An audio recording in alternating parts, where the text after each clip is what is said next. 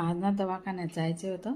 तर खूपच घाई गडबड आहे ना, तर आज पटापट आवरून घेतलं आणि मला आहे ना डाळचं रुटीन केलेलं आहे ना, तर त्यामुळे आहे ना असं काही जाडसर असं घट्टसर काही खाता येत नाही.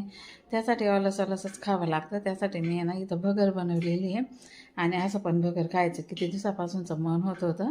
आणि आमचं कसं आहे ना, जेव्हा काही मन झालं ना तेव्हा आम्ही ते करून खाऊन घेतो. असं तर आज भगरच खायचं मन होतं आणि मला पण असं अलसंच खायचं होतं. म्हणजे लसलशीत काहीतरी कडक वस्तू नाही खायची होती, कारण की माझी आता आहे ना साफ केली त्याने आणि सिमेंट भरलं. नंतर मग कॅप बसवायची बाकी आहे.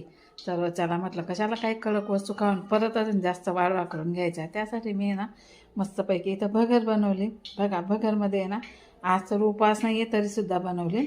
काय काय टाकलेले, बटाटे टाकले, टमाटे, हिरव्या मिरच्या टाकल्या आणि आधी तर मिरच्या मस्तपैकी तळून घेतलेल्या आहे. मिरच्या तर मला प्रत्येक वस्तूमध्ये आवडतात, असं तळलेल्या मिरच्या.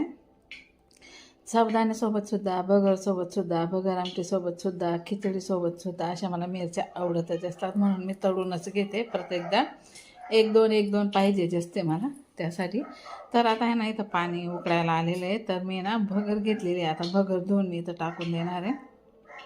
आणि सकाळी तर मस्त असं नरम नरम पोहेच खाऊन गेले होते मी.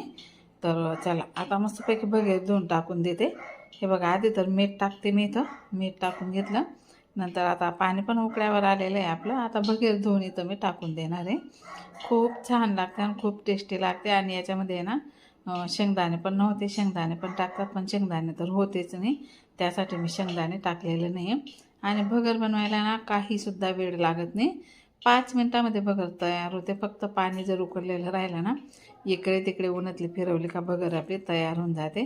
बघा आता आहे ना मी मस्तपैकी असं मिक्स करून देणार आहे. आणि आता मागे पण भगर आमटीचा व्हिडिओ बनवला होता मी, तुम्हाला तो अपलोडच केलेला आहे. बघा झाली आपली भगेरीचं तयार. भगेरला काही पण वेळ लागत नाही त्यासाठी. तर चला म्हटलं आता मला पण जोराची भूक लागलेली, कारण दवाखान्यातनं आली ना. सकाळी तर नाश्ता करून गेली होती, पण माझं कसं शुगर असल्यामुळे मी इकडनं पण पायी जाते, तिकडनं पण पायी येते. रिक्षा वगैरे काय करत नाही, कारण तेवढं चालणं होऊन जातं आपलं आणि तेवढी शुगर आपली कमी होते.